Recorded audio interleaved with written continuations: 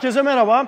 Bugün oldukça ilginç bir Chevrolet modeliyle beraberiz. Bu araç için biz pick-up mı desek, SUV mi desek, kabrio araç mı desek, kupe mi desek bilemiyoruz. Çünkü birçok özelliği bünyesinde barındıran bir araç. Ayrıca görünüm olarak da dikkatinizi çektiği gibi bu oldukça retro, yani eskiye dönük çizgiler taşıyan bir otomobil. 1954 Chevrolet 3100 pick-up'ın anısına yapılmış bu araç. O aracı onurlandırmak için 50. yılına özel yapılmış ve 2004 model Chevrolet SSR diye geçiyor gördüğümüz siyah ve retro tasarıma sahip ilginç aracımız. Şimdi bu aracın genel olarak tanıtımını yaparsak bir kere dönemin Chevrolet orta boy SUV modelleriyle aynı platforma sahip. O yüzden yerden biraz yüksek. Sahip olduğu motor da aynı onlar gibi. Sadece biraz daha kısaltılmış bu modellere göre.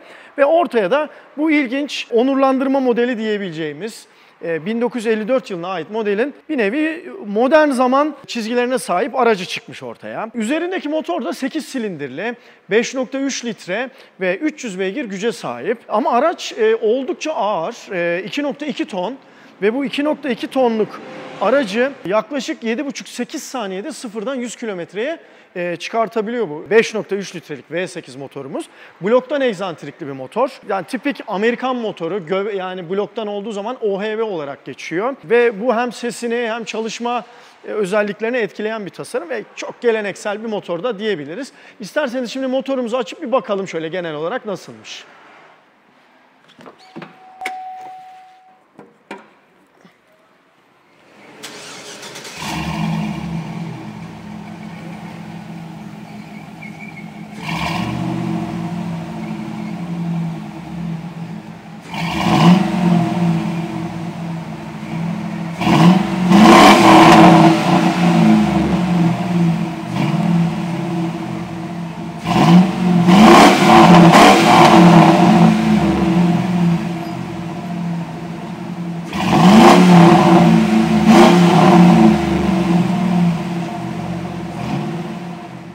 Evet, görüleceği gibi SSR imzalı motorumuz ortaya çıktı. Kocaman, bayağı büyük doldurmuş motor kaputunu. Dediğimiz gibi V8 motor, bloktan egzantrikli, 300 beygir güce sahip ve bu aracı 7,5-8 saniye civarında sıfırdan 100 kilometreye ulaştırabiliyor. Ve 2.2 ton olduğunu tekrar vurgulayalım. Oldukça ağır bir araç. Şöyle geneline baktığımız zaman 1954 yılının o pick-up modeliyle hemen hemen aynı çizgileri bize gösteriyor. Gerek ön tasarımı, gerek çamurluk çıkıntıları, hafif bombeleri. Çok güzel bir retro tasarım diyebiliriz bu araç için. Zaten onun amacıyla yapılmış. Lastiklerinin büyüklüğüne bir dikkat etmek lazım. Ebadı 255-50-19, yani günümüzün E segmenti SUV modelleriyle aşağı yukarı aynı ebatlara sahip. Bu da onun aslında SUV bazlı olduğunu zaten kanıtlıyor. Arka tarafa yük de alabiliyorsunuz, üstünü de açabiliyorsunuz ve bu şekilde 2 kişilik bir spor araç gibi, Speedster gibi de kullanabiliyorsunuz. Şimdi aracımızın en güzel hali, yani üstü açık halini bir görelim isterseniz. Hatta bunu yapmak için motorumuzu da çalıştırmamız gerekiyor.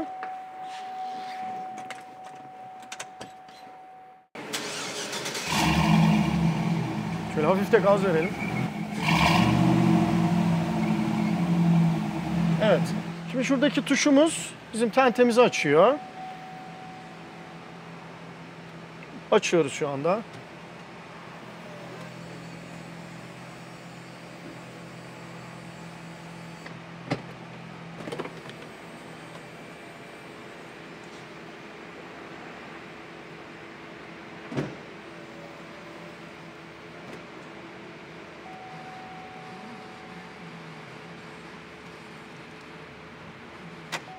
Evet, işlem tamam. Artık üstü kapalı bir aracımızdan Speedster görünümlü bir araç elde ettik.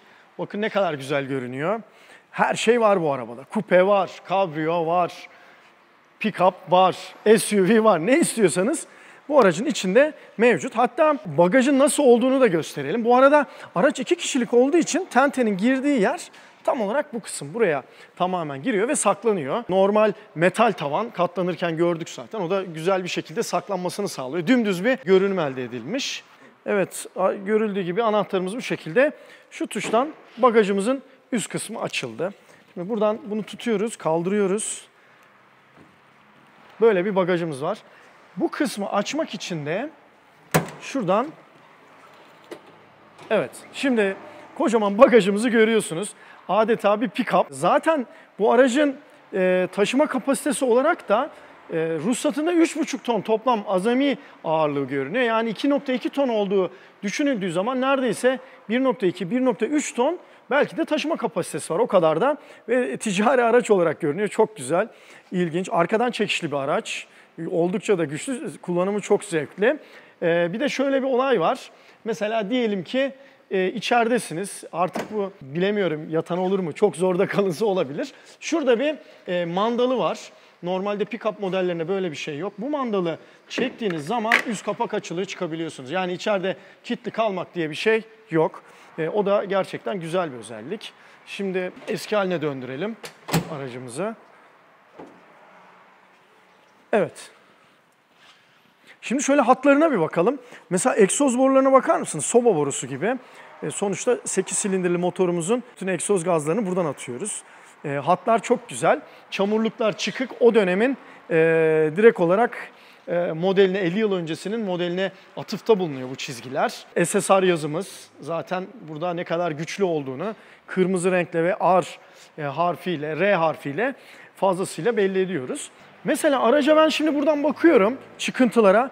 Resmen böyle köşeli sandık gibi çıkıntıları var. Çok güzel görünüyor. Çok retro bir tasarım. Ve lastikler de tabii jantlarla beraber dışta olduğu için fazlasıyla çok özel bir görüntüye sahip. Yani trafikte bu tip bir aracı gördüğünüz zaman acaba bu nasıl bir araç diye insanın bilmeyenler şaşkınlığa uğrayabilir. Nasıl bir özelliği olduğu, ne marka olduğu birçok şeyini merak edebilirler. Çok egzotik duruyor. Dediğimiz gibi 2004 model ve yaklaşık 12-13 yıl öncesinin bir tasarım. 2003 yılında esas olarak satılmaya başlanmış ama genelde 2004 modelleri mevcut bu aracın. Yanlardaki mesela onlar da çok ilginç. Aynen SUV ve pick-up modellerdeki gibi basamaklık var. Niye? Bu araba zaten yerden yüksek bir araba. Direkt olarak SUV platformuna da sahip. Her şey var bu aracın içinde. Şimdi içine bir bakalım isterseniz. Ne gibi detayları var onları bir görelim hep beraber. Evet, şimdi aracımızın içine girdik. Karşımıza, yani aracın dışına bakıldığı zaman gayet normal bir kokpit bizi karşıladı. Yani bir özellik yok bence. Standart, tipik Amerikan, yani belli standartlarda, mesela Almanlarda ve sonrasında Japonlarda karşılaştığımız daha ince, kaliteli imalat Amerikan arabalarının özellikle bu dönem üretilenlerde, yani 2000'li yıllarda pek bulunmuyor. Göründüğü gibi tuşlar, mesela müzik sisteminin tuşları gayet büyük. Aynı şekilde direksiyon da bayağı büyük. Arabanın aslında genel konseptine de uygun. Burada vites kolumuz var. Bu güzel yapılmış aslında. Normal tokmak gibi bir şey. Gürze benziyor hatta şöyle tutup da bakılınca. Burada mesela tenteyi, üst kısmı daha doğrusu, tavanı açıp kapatan düğmemiz. İşte merkezi kilit, iki tarafın camları ve traction control düğmesi mevcut burada. Bunlar klima tuşlarımız. Manuel klima zaten. Şurada klima görüldüğü gibi. Burada iç dolaşım, işte arka rezistans, işte neyse gayet standart bir manuel klima var. Burada tipik Amerikan gelenekleri, bardaklıklar, ufak gözler, hatta burada da var. Ona da bakalım. İşte burada bir olmazsa olmaz, Amerikan arabalarının olmazsa olmaz. Artık bütün arabalara yayıldı ama o dönemde bütün Amerikan arabalarına vardı. Küçücük havalandırma ızgaralarımız. Burada iç kısma bakıyoruz. Sadece aynamızı otomatik olarak ayarlamamıza yarayan ayar düğmemiz ve kapı açma kolu. Bunlar vitesin bulunduğu bölgeyle büyük uyum içinde yapılmış. Hatta vitesin bulunduğu kısımda bir piyano siyahı parlak kaplama var. Aynı şekilde aracın üst kısmında da yapılmış. Ama şu olaya bakar mısınız? Şimdi oturuyorum mesela, kolum ne kadar yukarıda kalıyor. Aracın genel konseptine göre bakıldığı zaman güzel, yani hoş bir, gömük bir kullanım. Zevkli bir kullanım. Zaten bunu biz kullanırken de göreceğiz. Ne kadar ilginç olacak yani, şöyle bakıldığı zaman omuz hizamızın hemen altına geliyor kapının hizası da. Burada bir mesela bakmaya devam edelim. Sert plastik bu arada. Tipik Amerikan, işte esner. Birazcık çıkıntılar olur. Öyle bir işçiliği mevcut. Burası torpido gözümüz. Evet, bunun dışında anlatılacak çok bir şey yok. Koltuklar güzel. Başlıklar sabit. Hatta Dodge Viper'ın koltuklarına da oldukça fazla benziyor. Farklı gruplar ama benzer şeyleri benimsemişler burada. Hoş yani, güzel koltukları, derileri, her şeyleri de gıcır gıcır duruyor aracımızda. Şöyle genel bakıyoruz. Evet, bunlar güneşlikler, makyaj aynaları. Hatta bakın aynamızda da çeşitli ayarlar var. Burada bunlar hatta Amerikan geleneğidir yine. Olabilir diye düşünüyoruz. Garaj açma kapılarını bu şekilde programlarlar. İşte karartması var, ışığı var. Güzel özellikler koymuşlar ama genel anlamda 2004 yılı da düşünülürse standart özellikler denilebilir. Göstergelere bakalım şöyle. Hatta bir aracımızı çalıştıralım da frene basıp. Evet, 8 silindirin sesini duyuyorsunuz. Açma kapama çok güzel. Şöyle biraz verelim gazı. 5.3 litre V8 300 beygir. Bloktan egzantrikli motorumuz. Ses çok karakteristik.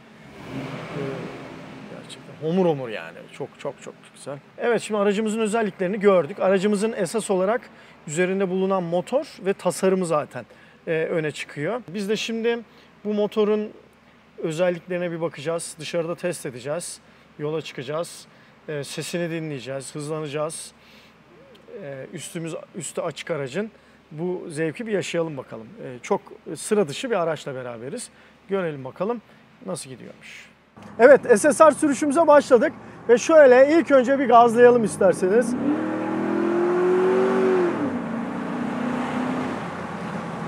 Of, sesi duyuyorsunuz. Ses muhteşem, çekiş muhteşem. Gerçekten de harikulade bir araçtayız şu anda. Bu şekilde bir bombayla başlayalım istedik.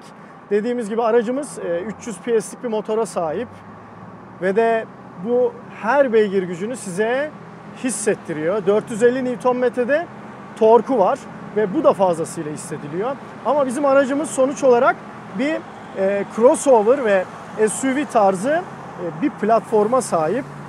Ve bu nedenle de farklı duygular yaşatıyor size. Spor otomobil desek spor otomobil değil, pick-up desek pick-up değil, kabrio desek kabrio değil. Ama her biri tek başına değil, hepsinden biraz. O açıdan gerçekten de harikulade bir araç ve 2 kişilik ayrıca Speedster de diyebilirsiniz. Yapılmış oldukça özgün otomobillerden bir tanesi. Her kalıba girebiliyor bu otomobil. Ve de sert de bir süspansiyon sistemi var. Mesela az önce geçtik. Gerçekten de bunu hissettiriyor size. Şurada bir daha bir şu V8'i bir öttürelim bakalım. Evet. Gerçekten de harikulade.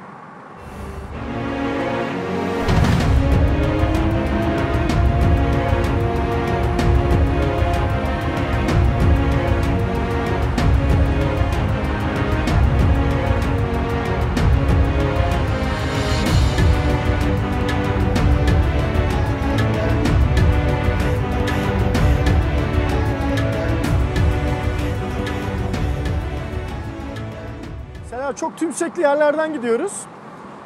Hem tümsekleri hissediyoruz ama tatlı bir şekilde. Tabii lastikler de oldukça büyük ve de düşük yanaklı. Bunun da etkisi var. Araç böyle tipik bir muscle car olmak üzere yapılmış ama çok da farklı bir tarzı var.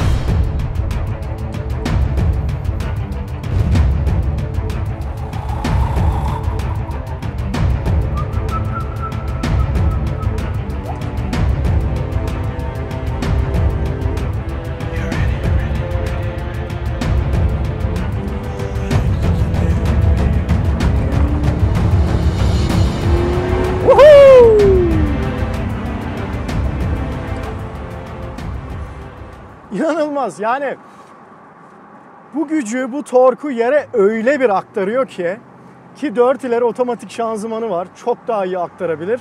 Ama işte arkadan çekişin bu muhteşem hisleri bu arabada fazlasıyla var. Hem motor gerçekten dehşet bir V8 hem de bu çekişi aktarması tipik Amerikan. Her türlü güzelliği size yaşatıyor, zevki yaşatıyor. Ama bulunduğumuz yer gerçekten rahat bir yer. Trafik yok denecek kadar az. Biz buna çok dikkat ediyoruz arkadaşlarımıza. Siz bunu normal trafiğin olduğu yerlerde lütfen yapmayın. Şimdi bir 0-100 yapalım isterseniz. Evet. Şimdi mil göstergemiz, sese bakın. Evet, 40 mil, 50 mil ve 60 mil. Yani 100 kilometreye çıktık. Yolun sonunda 80 mili vurduk. Sesle birlikte muhteşem bir 0-100. Saymadım, artık ekranlarda siz sayarsınız arkadaşlar. Gerçekten de muhteşem, böyle arkadan itercesine, git artık, git dercesine muhteşem bir hızlanma var. Tabii hızlanma bu aracın yaklaşık 7,5 saniye civarında, sıfırdan 100 km/saat hızlanması. Bu günümüz şartlarında böyle çok yüksek, iyi gelmeyebilir. Ama 2004 model, 2003-2004 yılının teknolojisiyle yapılmış bir araçta olduğumuzu, herhangi bir aşırı besleme sistemine sahip bir motor olmadığında dikkate almak gerekiyor. Onları da unutmayalım. Bir de şuradan 0-100 yapalım isterseniz. Evet, şu anda sıfırladık. Evet, 0-100 zamanı. Biraz yokuş yukarıyız. Haydi bakalım. Ey maşallah. Arkayı sallaya sallaya kalktık. Evet, ve de 100 kilometre. Mükemmel.